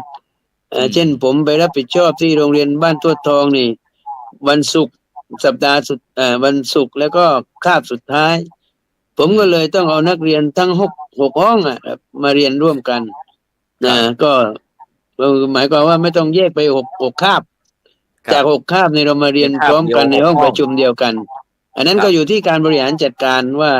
จะทำอย่างไรให้นักเรียนได้เรียนรู้เท่าเทียมกันนะครับอันนี้ก็ต้องฝากครูบาอาจารย์ในฐานะที่เป็นอาจารย์มหาวิทยาลัยด้วยนะลองดูว่านะประถมสอนแนวนี้มัธยมสอนขนาดนี้อุดมสอนขนาดนี้นะครับดังนั้นไม่เหมือนสมัยก่อนนี่จะระดับไหนตรีโทเอกก็คือเท่าเทียมกันนะครับดังนั้นครูบาอาจารย์ก็ต้องอัปเกรดตัวเองจะสอนตรีประถมหรือตรีมัธยมหรือตรีอุดมอันนี้ก็ถือว่าเป็นส่วนหนึ่งที่สำคัญในการให้ความรู้กับนักเรียนในสถานการศึกษาเพราะเราไปสอนตั้งแต่ระดับประถมก็มีระดับมัธยมก็มีระดับอุดมศึกษาก็มีจนกระทั่งว่าระดับครูบาอาจารย์ก็มาเรียนนะครับนี่ของผมเองหลายท่านนะครับผมไปสอนธรรมศึกษาเสร็จเรียบร้อยครูก็ฟังบรรยายไปด้วยแล้วก็พอถึงเวลาก็มาสอบด้วยเนี่ยวันนี้ที่ผมส่งรูปไปในเควสเนี่ยก็จะเห็นว่าครูบาอาจารย์เขาก็มาสอบกันนะครับอย่างน้อยครูเหล่านี้ท่านสอบแล้วท่านเรียนแล้วเนี่ยท่านก็จะเป็นพี่เลี้ยงให้กับเราได้เราจะได้มีนักเรียนที่ใกล้ชิดกับคุณครูที่ท่านมีความรู้ความสามารถในเรื่องของธรรมศึกษานะครับแล้วก็จะได้เป็นพี่เลี้ยงที่ดีได้เราจะไม่หนักมากนะครับไม่ใช่พึ่งพระอย่างเดียวนะต้องพึ่งครูด้วยตอนนี้ครับผมครับสาธุครับฉะนั้นที่ผมยกกรณีของวิทยาเขตเชียงใหม่ก็เป็นกรณีศึกษาว่าที่ท่านผู้ช่วยศาสตราจารย์ดร.วิสิทธิ์ ธิตวิสิทโธท่านอาจารย์เป็นผู้บริหารอยู่แล้วก็ท่านได้มองเห็นอะไรหลายสิ่งหลายอย่างที่ท่านหลวงตาอ้วนกับท่านอาจารย์มหาบวรได้พูดนะครับว่าถ้าเป็นผู้บริหารเราจะมีวิธีการแก้ไขปัญหาอะไรเสริมเติมเต็มอะไรตรงไหนจะต้องหาใครบ้างมาช่วยงานอะไรเงี้ยครับท่านอาจารย์ดร.วิสิทธิ์ครับอย่างท่านอาจารย์มหาบวรได้พูดเนี่ยที่วิทยาเขตเรามีเคสอย่างนี้บ้างไหมครับอย่างกรณีบอกไม่ไปสอนแต่ก็ต้องไปเซ็นอะไรบ้างเนี่ยอย่างนั้นวิทยาเขตเรามีการกลั่นกรองอย่างไรครับอาจารย์ครับในการที่จะเอาเป็นพระสอนศีลธรรมนะครับผมครับจริงๆแล้วมันก็เป็นสิ่งที่เราได้รับข้อมูลมาระยะยาวนานนะครับว่ามันมีเหตุอย่างนั้นจริงๆเราต้องยอมรับนะครับเราต้องยอมรับความจริงก่อนเราต้องยอมรับจริงว่าสถานการณ์เนี่ยเราเป็นแบบนั้นนะครับที่ผ่านมาเนี่ยก็คือเราปล่อยปละทิ้งแล้วก็ไม่ได้เข้าไปดูแลกำกับติดตามนะครับอย่างนั้นเนี่ยมันหมายถึงว่ามันเหมือนกับโครงการนี้เนี่ยมันเป็นโครงการหนึ่งนะครับจริงๆเจตนาโครงการนี้ดีมากนะครับเพื่อเป็นเครื่องมือให้กับพระนิสิตนะครับที่เรียนในมหาวิทยาลัยจะได้เข้าไปฝึกประสบการณ์ในสถานศึกษาจริงแล้วจะเป็นลักษณะอันหนึ่งก็คือได้สนองงานคณะสงฆ์แล้วก็ทางโครงการนี้ก็จะได้ถวายทุนการศึกษาให้กับท่านเพื่อที่จะได้เรียนในมหาวิทยาลัยนะครับอันนี้คือเจตนาจริงๆเนี่ยนะครับผมว่ามองที่เจตนาเนี่ยดีมากเลยนะครับ ว่าจะเป็นการสนับสนุนส่งเสริมทั้งการศึกษาของพระสงฆ์เอง ทั้งสนับสนุนให้ท่านมีโอกาสเป็นเครื่องมือได้ไปฝึกปฏิบัติการ แล้วพอเข้าไปสู่ในสถานศึกษาปุ๊บเนี่ยมันก็จะทำให้โรงเรียนเนี่ยนะครับก็มีพระเข้าไปอยู่ซึ่งไม่ใช่เป็นพระแบบทั่วๆไปเป็นแต่พระมีชีวิตจิตใจนะแต่เด็กก็สามารถได้เข้าถึงพระได้อะไรต่างเนี่ยมันเป็นโครงการที่ดีแนวคิดอย่างนี้เนี่ยผมคิดว่าเป็นสิ่งที่ดีแล้วบทบาทของพระท่านก็จะได้เกื้อกูลนะครับกับอันนี้แต่พอระยะหลังมาเนี่ยเราก็มีนิสิตที่ผมบอกว่าจำนวนนิสิตของเราลดลงแล้วนิสิตของเราก็เปลี่ยนแปลงไปตอนนี้เรื่องของคุณสมบัติจะต้องเป็นพระเพราะว่าพระสอนศีลธรรมนะครับเป็นเนนก็ไม่ได้แต่ตอนนี้เรามีเป็นสามเณรที่ยังไม่เป็นพระแต่เป็นนิสิตก็ไม่ได้เข้าเกณฑ์คุณสมบัติแล้วทีนี้เนี่ยพอเป็นพระเราก็จะไปปฏิบัติศาสนกิจอันหนึ่งเนี่ยก็ปฏิบัติศาสนกิจก็ให้ท่านน่ะไปปฏิบัติงานในโรงเรียนด้วยอันนี้ครับอันนี้ก็เป็นส่วนหนึ่งทีนี้จำนวนครับจำนวนก็เป็นที่มาของงบประมาณครับก็คือหมายถึงว่าเราก็อยากพลิกจำนวนให้เยอะที่สุดนะครับเพื่อที่จะเอาไปต่อรองในงบประมาณที่จะได้มานะครับพอได้งบประมาณมาปุ๊บเนี่ยเอาก็จะกระจายไปตามวิทยาเขตตามวิทยาสงฆ์ว่าจะมีจำนวนเท่าไหร่ยังไงแต่พอเป็นจำนวนเข้ามาปุ๊บเนี่ยมันก็พัวไปถึงเรื่องของจะต้องหาพระบรรจุให้เต็มให้บรรจุเต็มอัตราให้บรรจุให้เต็มเลยอันนี้เป็นที่มาว่ายังไงก็ขอให้ได้ตามงบตามใดไม่ทุกวิถีทางนะครับจากการที่จะเข้าไปอะไรต่างๆเนี่ยมันก็จึงทำให้คุณภาพอะไรตามมานะครับบางรูปก็มีศาสนกิจเยอะนะครับพอจะเข้าไปก็ไม่มีเวลานู่นนี่นั่นนะครับก็เหมือนกับที่ว่าผู้บริหารบางคนก็บอกว่ามาเอาลายเซ็นกลับไปนะครับก็กลับ พอเราเห็นอย่างนี้ปุ๊บเนี่ยมหาวิทยาลัยจึงมีการประเมินลงแบบเราก็ใช้ศึกษานิเทศเนี่ยนะครับซึ่งเป็นศึกษานิเทศเนี่ยเขาก็ต้องไปประเมินโรงเรียนนะครับทุกเดือนแล้วเขาจะเยี่ยมลงไปเราก็มีศึกษานิเทศกับคณะสงฆ์เรามีพระธรรมนิเทศอาจารย์พระปริยัตินิเทศครับผมโอเคครับก็ควบคู่กันไปก็ลงไปดูนะครับแล้วก็จากนั้นนี่ก็ขอให้ประเมินพระด้วยที่ไปทำแล้วก็เราก็พยายามที่จะให้มีโครงงานเนี่ยก็ให้พระเข้าไปมีส่วนร่วมนะครับแล้วก็มีการลงไปเยี่ยมแล้วก็มีการพัฒนาก็ลงไปเอาประกาศนียบัตรไปเอาจัดสัมมนาร่วมกันแลกเปลี่ยนกันนะครับแล้วก็ดึงกลไกของคณะสงฆ์ก็คือให้พระสอนศีลธรรมเป็นคณะหนึ่งในงานศึกษาสงเคราะห์ของคณะสงฆ์ด้วยก็เอาไปเป็นงานของคณะสงฆ์ร่วมกันนะครับก็พระเดชพระคุณหลวงพ่อเจ้าคณะจังหวัดก็มอบหมายให้รองจังหวัดที่ดูแลฝ่ายการศึกษาสงเคราะห์มาลงตรวจเยี่ยมลงไปให้กำลังใจนู่นนี่นั่นก็ได้กระตุ้นได้อยู่ส่วนหนึ่งนะครับก็แล้วก็เราก็พยายามที่จะให้เขารายงานทุกเดือนนะครับแล้วก็มีการประชุมกันทุกเดือนครับก็มีการประชุมแล้วก็บอกรายงานดูซิสถานการณ์เป็นยังไงแล้วตอนนี้ก็เอาครูเอาศึกษานิเทศที่เข้ามาก็มาช่วยนะครับก็เหมือนกับว่าเราก็โรงเรียนก็อยากได้ครูพระนะครับแต่พระก็ไม่เพียงพออย่างเงี้ยอาจารย์พระครูโสพลครับเราก็มีปัญหาอยู่จำนวนโควต้าที่เราได้เนี่ยนะครับจริงๆแล้วเราได้อยู่ประมาณสัก 400-500 รูปแต่เราก็ทำได้แค่ถ้าเราจะเอาเชิงปริมาณเนี่ยนะครับแล้วก็เราก็ได้แค่ครึ่งหนึ่งอาจารย์พระครูโสพลคุณภาพที่เราจัดก็นอกนั้นเราก็ต้องให้มันเป็นไปตามวิถีนะเท่าไหร่ก็เท่านั้นนะครับนะแต่ว่าเราก็พยายามปรับในเรื่องตรงนี้ไม่ให้มันมีเกิดเหตุที่จะต้องให้พระท่านนะครับ ดือดร้อน ครับ ประมาณ นี่ก็ ครับอาจารย์ครับ เป็นการสะท้อนครับที่ว่าของเชียงใหม่ แล้วก็จังหวัดแม่ฮ่องสอนนะครับซึ่งโดยเฉพาะเรื่องการจัดการศึกษานะครับอาจารย์ครับแม้แต่พระสงฆ์องค์เจ้าของเราปัจจุบันนี้เมื่อก่อนอาจจะเรียนแค่นักธรรมชั้นตรีชั้นโทชั้นเอกนะครับ แต่ในปัจจุบันนี้เราโอ้โหระดับปริญญาเอกนะครับอาจารย์หลวงตาอ้วนแต่ปัจจุบันเนี่ยสังคมไทยแล้วก็ทัวร์ไม่มีอะไรก็ทัวร์มาลงพระคุณเจ้านี่แหละมาลงพระพุทธศาสนาเราเนี่ยหลวงตามองตรงนี้ว่าการจัดการศึกษาของเราเนี่ยไม่ว่าจะเป็นทั้งทางโลกและทางธรรมในปัจจุบันนี้การจัดการศึกษาทำให้คนเราฉลาดขึ้นจริงหรือหลวงตาถ้ามองถึงปริมาณเนี่ยมันก็ดูจะน่าจะเป็นอย่างนั้นนะความเจริญนะเพราะเดี๋ยวนี้ชื่อนำหน้ากับตามหลังนี่เยอะเลยสำเร็จเป็นนั่นเป็นนี่อะไรเงี้ยแต่พอไปดูสภาพที่แท้จริงแล้วก็ไอ้ที่ว่าทัวร์เขามาลงสังคมเราของพระเนี่ยผมบอกมันสะท้อนนะมันไม่ได้เกิดขึ้นเป็นมันสะท้อนอะไรหลวงตามันสะท้อนถึงความล้มเหลวพูดซะจะไม่สวยนะตอนเนี้ยมันล้มเหลวนะล้มเหลวของการจัดการแทบจะทุกด้านนะผมอุปมาเหมือนคนเป็นโรคเอดส์ตอนเนี้ยภูมิต้านทานในร่างกาย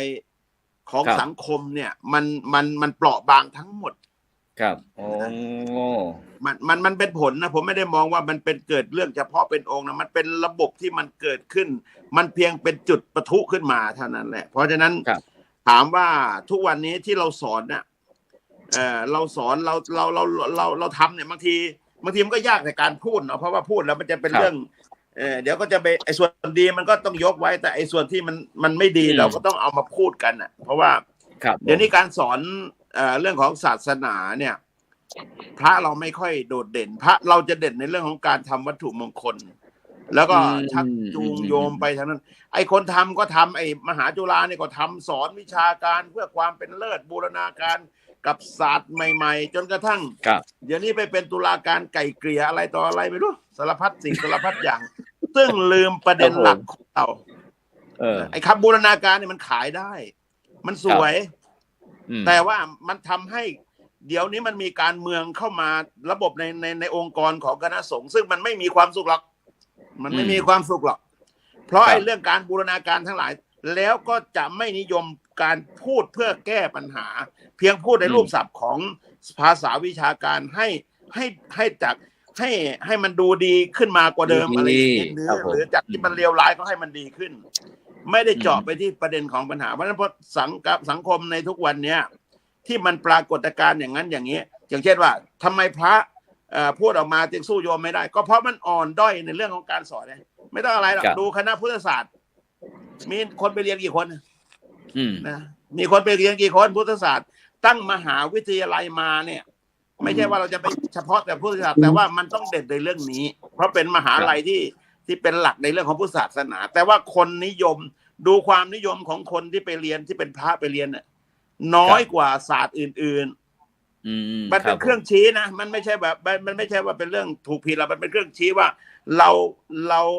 าไม่สามารถที่จะตอบโจทย์ให้เขามีความนิยมในเรื่องการจัดการเรียนการสอนเราจึงต้องไปแอบกับปปชบ้างเราแอบกับตุลาการยุติธรรมบ้างเราไปแอบกับไอ้ศาสตร์โน้นศาสตร์นี้บ้างเพื่อผลประโยชน์ของตัวเองทั้งนั้นแหละมันไม่ได้รักษาสภาพความเป็นหลักของพุทธศาสนาในมหาวิทยาลัยฉะนั้นก็หมายความว่าเกาไม่ถูกที่ใช่ไหมอาจารย์ไม่ถูกแล้วก็ถามริมหารอบนะเพราะฉะนั้นถ้ามันตรงมันแก้ปัญหาได้แต่ถ้ามันไม่ตรงก็อย่างนี้แหละครับมันก็เป็นอย่างนี้แหละนะทุกวันนี้น่ะความสุขเป็นมหาลัยที่มีความสุขน้อยเลยนะ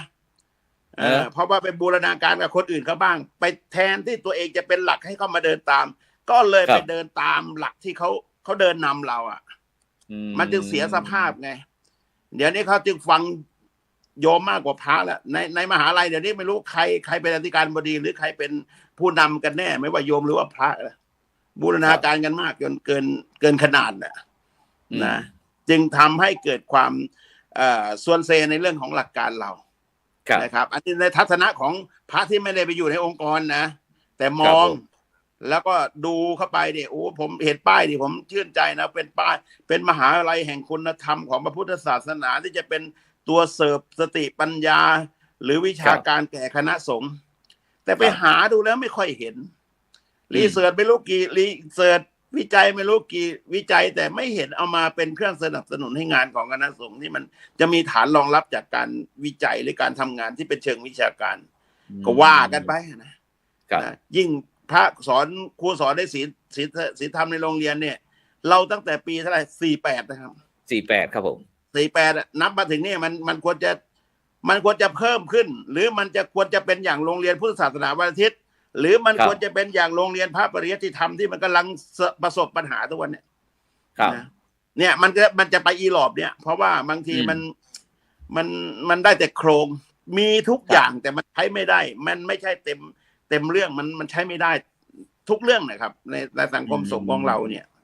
เพราะนั้นผมมองว่าที่เขามาเตือนสตินะผมว่าเขามาเตือนสติเพราะว่าเราบางทีมันไปไกลแล้วเขาก็ต้องมาเตือนสังคมก็ต้องมาเตือนบางทีเขาตบหน้าก็ไม่รู้นะเขาอยากจะให้เราเนี่ยยืนกลับมาในจุดเดิมนะเราบางทีมันไปข้างหน้าอย่างเดียวมันไม่มองดูเหลียวข้างหลังนะจนกระทั่งทุกวันนี้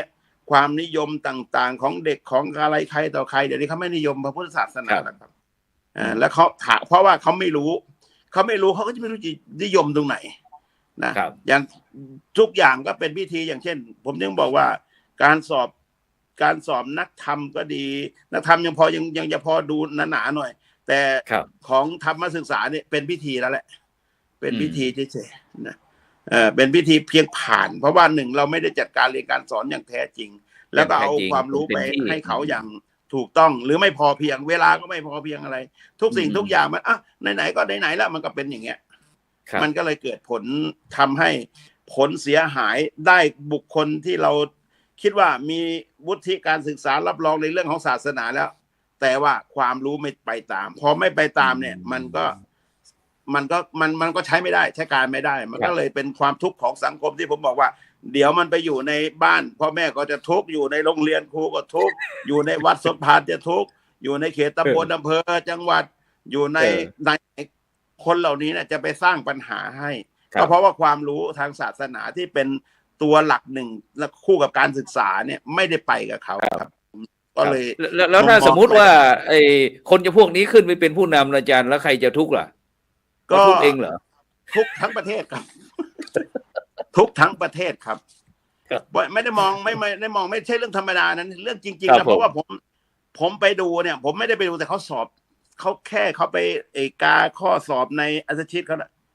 แต่ผมดูถึงพฤติกรรมไทยถามความคุ้นเคยกับพระเนี่ยเหมือนพระเราไม่เคยมีพระเข้าไปในตรงนั้นเลยนะทั้งที่มีพระครูสอนศีลธรรมนะแล้วก็การแต่งเนื้อแต่งตัวหรือการพูดคำจาทุกสิ่งทุกอย่างเนี่ยมันเป็นเครื่องบ่งชี้ว่ามันไม่ได้มีความรู้เหล่านี้เข้าไปสอดแทรกไม่ได้ขัดเราไม่ได้ผ่านการอบรมตรงนี้ใช่ผมมองอย่างนั้นนะไปมองเนี่ยผมก็ไปดูแค่2 ที่ผมก็ประเมินสถานการณ์ในภาพรวมก็พอจะออกแล้วแหละส่วนพระสอนศีลธรรมก็เคยถ่ายถามเคยสอบดูอยู่ก็เป็นอย่างที่ท่านผส.ว่านั่นแหละนะก็เป็นอย่างนั้นนะเราพัฒนาไปเรื่อยๆครับพัฒนาแบบแล้งซ้ำซากน้ำท่วมซ้ำซากอะไรเงี้ยเราก็จะทำไปเหมือนตั้งแต่ปี48มาก็ต้องไล่ไปเนี่ยเดี๋ยวมันจะต้องไปปี84แล้วทีนี้มันจะได้ไปเรื่อยๆอย่างเงี้ยมันก็เลย84โอ้โหนั่นแหละอย่างนี้แหละนะมันหาทางอย่างเงี้ยมันไม่ชัดเจนสักทีครับผมถวายอย่างงี้ครับครับสาธุครับอาจารย์มหาบัวล่ะครับได้เพราะว่าวันนี้เราตั้งหัวข้อบอกว่าการศึกษายุคใหม่อย่างไรดีนี่ครับอาจารย์ครับมองเห็นยังไงมุมมองของอาจารย์นั่นแหละคุณต้องเอาจริงเอาจังไงครับสำคัญจริงจังยังไงจริงเอาจังอย่างน้อยที่จะคัดบุคลากรมาเป็นครูพระเราต้องดูว่าทำจริงหรือเปล่าแต่ต้องเอาจริงครับต้องเข้มจริงครับไม่ใช่เอาแต่จำนวนนะครับแต่จำนวนก็ดีแหละครับได้โควต้าอันดีแต่ว่าถามว่าที่เป็นมาแล้วได้ทำจริงหรือเปล่าเท่านั้นแหละมันจะได้ขับเคลื่อนให้เป็นรูปธรรมนะครับแต่ว่าผมก็ไม่ได้เป็นหน้าที่ในการไปอย่างนั้นแต่ว่ามีแต่ว่าจะไปดูไปเยี่ยมไป ศึกษาดูว่าเขาจัดการกันอย่างไรที่มันจะได้เป็นประโยชน์เพราะผมเองก็เป็นพระปริยติเทศเหมือนกันนะนั้นก็ส่วนหนึ่งที่จะต้องไปสืบสาวราวเรื่องคือ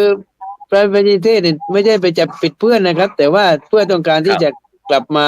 พัฒนาให้มันดีขึ้นนะครับว่าจะทำอย่างไรนะครับนะมันมีปัญหาจุดไหนนะเราจะแก้กันอย่างไรนะมันมีปัญหาแล้วมีต้องแก้นะครับไม่ใช่ตั้งไว้เฉยๆแต่ตั้งไว้เฉยๆนี่มันก็ไม่หมดไม่สิ้นนะครับนะต้องกวาดครูบาอาจารย์ที่รับผิดชอบว่าต้องเอาจริงกันนะครับคือถ้าสอนก็สอนถ้าไม่สอนก็ให้คนอื่นนะครับพูดกันตรงๆไม่ต้องไปจะเก้ขวางคลองใช่ไหมบางทีมันไปแขวนอยู่เฉยๆครับ แต่ว่าคนอยากจะสอนไม่มีหลวงตาอ้วนยกมือหลวงตาอ้วนยกมือประท้วงอะไรว่าไงหลวงพ่อจะคุณว่าไงครับท่านบวรผมมีประเด็นของภาษิตโบราณเอาไว้ว่าว่ายังไงเอาไว้ว่า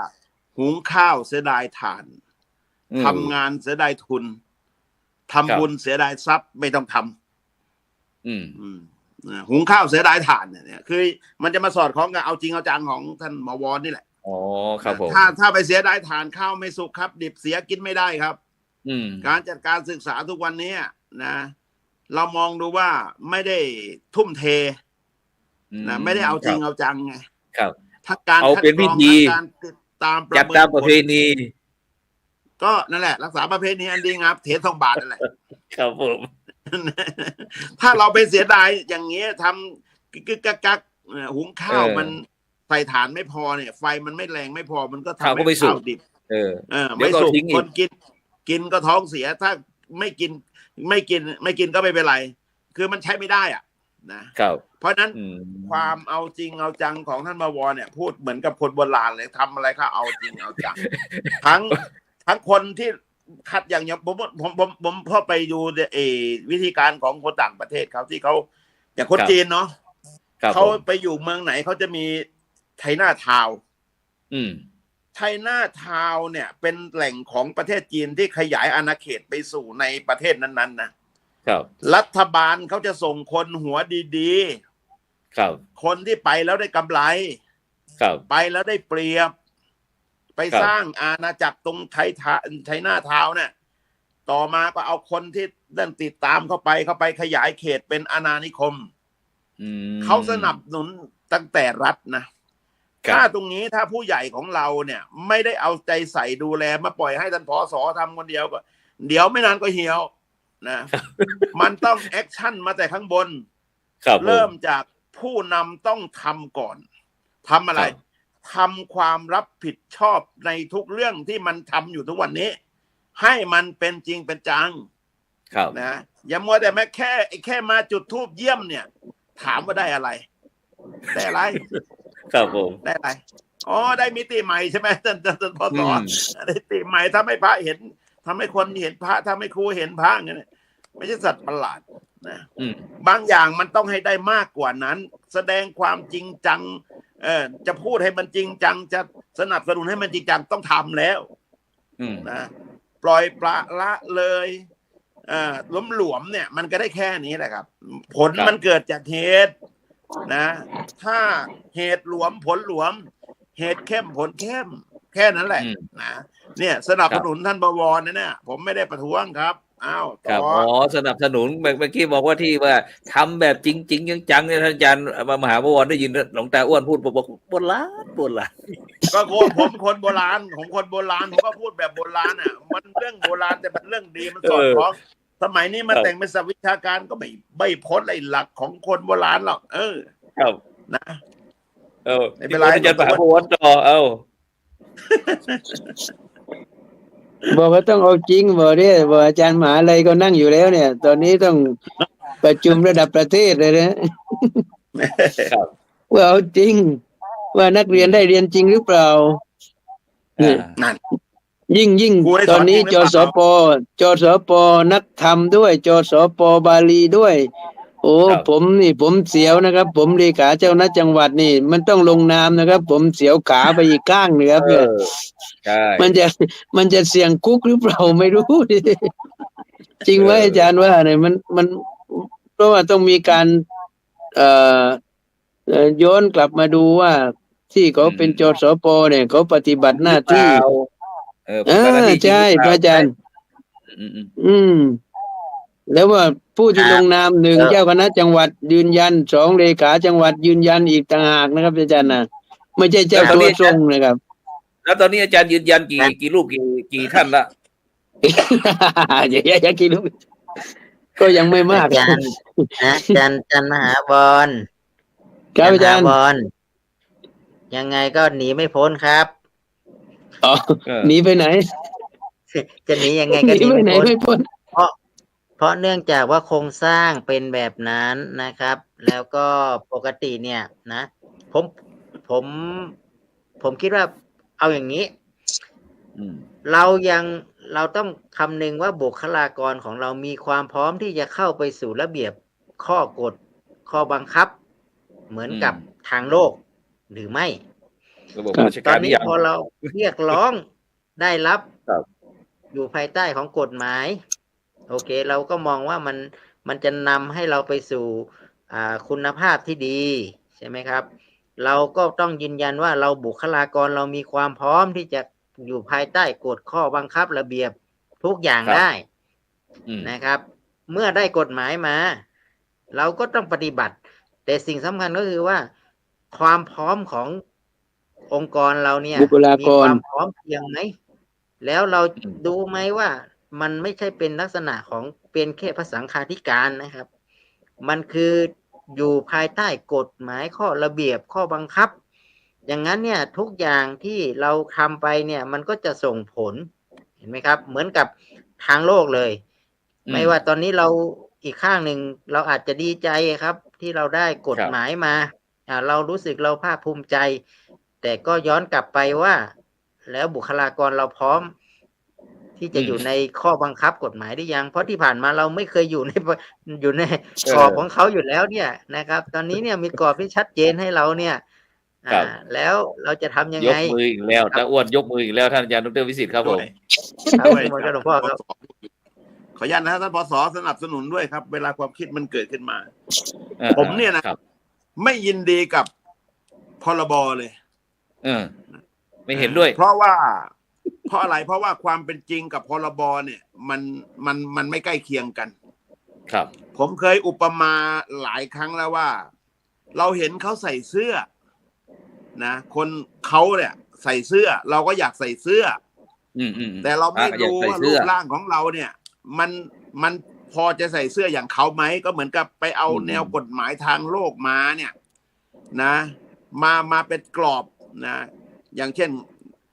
การศึกษาทางโลกเขาเนี่ยเขามีคนต่อละปีเขาจะไหลเข้าไปสู่ระบบของเขานะแต่ของเราเนี่ยมันไม่ใช่อย่างนั้นนะ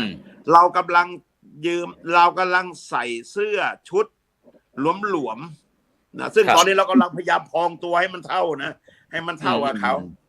มันจะไปเข้ากับทฤษฎีอึ่งลูกอึ่งที่ให้แม่อึ่งท้องแตกตายอ่ะนะเพราะว่าจริงๆเนี่ยเรามาดูพื้นฐานของศาสนาเราเนี่ยผมไปข้อแบบโบราณเราโตมาด้วยศรัทธาที่เราทำขึ้นจากการปฏิบัติของพระนะการศึกษาของเราเนี่ยไม่ได้ไปมุ่งหวังที่จะไปพึ่งถ้าจะพึ่งก็คือนิตยพัฒน์ของหลวงที่ในหลวงพระราชทานหรืองบอุดหนุนงบประมาณที่ทำมาแต่เราจะไม่ค่อยจัดให้มันเป็นระบบแต่พอเราหันหัวที่จะไปเข้าสู่ระบบกับเขาเนี่ยนะเราก็ต้องปรับนะแต่ว่าถามว่าเราพร้อมไหมมันไม่พร้อมหรอกครับอย่ามาพูดให้มันพร้อมนะมันไม่พร้อมนะทุกวันนี้ผมเห็นเจ้าคุณพลน่ะเจ้าคณะภาค6พยายามอธิบายจนกลายเป็นอะไรล่ะอะไรล้างสมองแต่มันไปไม่ได้หรอกครับถ้าจะไปได้ก็แค่ปริยัติสามัญน่ะจะไปได้หรือบาลีบางสำนักเรียนเท่านั้นเองนะดีไม่ดีเนี่ยไอ้ท่านที่หวั่นใจน่ะท่านทบวรท่านหวั่นใจว่าท่านจะโดนเนี่ยเดี๋ยวผมจะไปร่างกฎหมายนิรโทษกรรมมาไว้นะถ้าคิดล่วงหน้าเลยเหรอผมจะไปร่างเอาไว้ว่าท่านเซ็นโดยสถานะไม่ได้เซ็นด้วยความยินยอมพร้อมใจท่านรู้ว่าอะไรท่านหมายเหตุดอกจันเอาไว้ว่าทำตามหน้าที่ แล้วก็มีสัญญัติเอาไว้ ท่านจะได้พ้นนะ เพราะนั้นผมเห็นด้วย แล้วตอนเนี้ยเมื่อเราใช้เงินใช้ทองใช้อะไรต่างๆเนี่ยมองแต่เป็นเรื่องความสำเร็จเลิศเลยเนี่ยแล้วศรัทธาของโยมตอนนี้เนี่ยมันก็เลยถอยห่างไงครั้งก่อนเนี่ยเราไปเอาเงินของโยมทำให้โยมศรัทธาเขาก็มาบริจาคมาช่วยมาอุปลุมบุปถัมภ์บำรุงเดี๋ยวนี้มีงบประมาณแล้วไปเถิดพระคุณเจ้าไปเลยได้อย่างเสียอย่างและจะเสียมากด้วยต่อไปเนี่ยนะดีไม่ดีจะเสียศรัทธาถ้าเสียศรัทธาวันไหนแล้วก็เขาเรียกว่าตีลังกาหงายหลังอะไรผมจะบอกให้นะไม่ได้มองเลยเรื่องเงินเรื่องทองเรื่องพวกเหล่านี้นะคิดว่าพรบจะเป็นสิ่งประเสริฐที่จะทำให้เนรมิตชีวิตใหม่หารู้ไหมว่าคุณสมบัติของเรามันเข้ากับหลักของกฎหมายคำหมายองค์ประกอบต่างๆที่ห้องเรียนนักเรียนครูสอนชั่วโมงหลักสูตรมันไม่ได้อ่ะนะพูดกันตามตรงคือไม่ได้ต้องพูดให้ดังๆให้ได้ยินว่าเนี่ยท่านกำลังอธิบายความไม่ได้ให้มันได้มันไม่ได้หรอกครับผมจะบอกให้นะแต่ระดับไหนก็ช่างมันยังไม่ได้นะจะให้ยอมยังไงล่ะยอมเอาขาข้างหนึ่งไว้ในคุกเหรอไม่ได้นะต้องทำให้มันปลอดภัยไหนเป็นบัณฑิตจะพาไปนะมันต้องเอาให้มันไปตลอดปลอดภัยไม่ใช่ไปทิ้งเอาไว้ในห้องขังหรือในคุกอะไรไม่ได้เสริมท่านดร.โอเคเสริมไป3 นาทีครับเหลือเวลาอีกนิดหนึ่งครับเมื่อกี้เห็นหลวงตาอ้วนได้พูดถึงประเทศจีนแล้วก็ท่านอาจารย์ดร.วิสิทธิ์ก็เห็นว่ามีโครงการที่จีนด้วยอาจารย์มีโครงการอะไรเอ่ยครับผมโครงการครับโครงการอะไรที่จีนครับจริงแล้วก็คือปกติเนี่ยครับนิสิตเนี่ยที่มาเรียนเนี่ยระดับบัณฑิตเนี่ยครับเขาก็ไปมีสัมมนากันก็บอกว่าเราไปดูกันไหมว่าทางการศึกษาทางประเทศที่เป็นทางพระพุทธศาสนาที่มันเป็นของเราเนี่ยนะครับในไม่ว่าเป็นหินยานหรือมหายานเนี่ยเขามีการศึกษายังไงบ้างนะครับเผื่อจะได้ไปดูรูปแบบหรือไปแลกเปลี่ยนอะไรกับเขามาเนี่ยก็เลยว่าปีนี้ครับนิสิตก็เลยตกลงกันที่จะไปที่ประเทศจีนนะครับก็เลยกำหนดการวันที่เท่าไหร่นะอาจารย์คือวันที่6เนาะ6 ถึง 10ครับผม6 ถึง 12ครับธันวานี้ครับผมครับฉะนั้นก็หลวงตามีอะไรอีกเปล่าไม่มีอะไรนะจะปิดรายการแล้วนะพอเวลาหมดแล้วมีมันเยอะครับถ้ามันน้อยไม่ต้องไปพูดนะครับเอาว่าก็ดีฮะไปดูเขาว่าเขาฉลาดได้ยังไงประเทศเขาพัฒนาได้ยังไงแล้วก็การที่เขาใช้คนการบริหารคนของเขาที่ไปตามต่างประเทศต่างๆเนี่ยนะครับทุกวันนี้เนี่ยที่เขตอุตสาหกรรมแถวภาคตะวันออกเฉียงภาคตะวันออกแถวแถวระยองแถวตราดแถวนครนายกปราจีนบุรีอะไรเนี่ย